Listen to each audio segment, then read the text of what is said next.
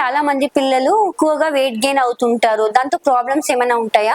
Actually చిన్న పిల్లల్లో obesity అంటే ఎక్కువ బరువు ఉండడం కూడా అబ్నార్మలే. కాబట్టి ఒకవేళ మా పిల్లలు అవసరం ఉండాల్సిన బరువు కన్నా మరీ తక్కువ బరువు ఉన్నా మరీ ఎక్కువ బరువు ఉన్నా సరే దాన్ని చూయించుకోవాలి. ఎందుకంటే ఇట్లా ఓవర్ వెయిట్ ఉండడానికి కొన్ని హెల్త్ ప్రాబ్లమ్స్ కారణాలు ఉంటాయి, కొన్ని హార్మోనల్ ప్రాబ్లమ్స్ కారణాలు ఉంటాయి. ఎస్పెషల్లీ థైరాయిడ్ డిజార్డర్స్ కానీ, కుషింగ్ సిండ్రోమ్ కానీ, లేదా ఎగ్జోజీనస్ గా మనం స్టీరాయిడ్స్ ఎక్కువగా సిరప్స్ ఫీవర్ కి వాటికి ట్రీట్మెంట్ లాగా వాడడం వల్ల ఓవర్ డోస్ అయ్యి వెయిట్ పెరగడం గానీ ఉంటుంది. అలా కాకుండా ఈ చైల్డ్హుడ్ ఒబేసిటీ అనేది అప్పుడే ట్రీట్ చేయకపోతే ఆ ఒబేసిటీ అడల్ట్హుడ్ లో కూడా కంటిన్యూ అవుతుంది.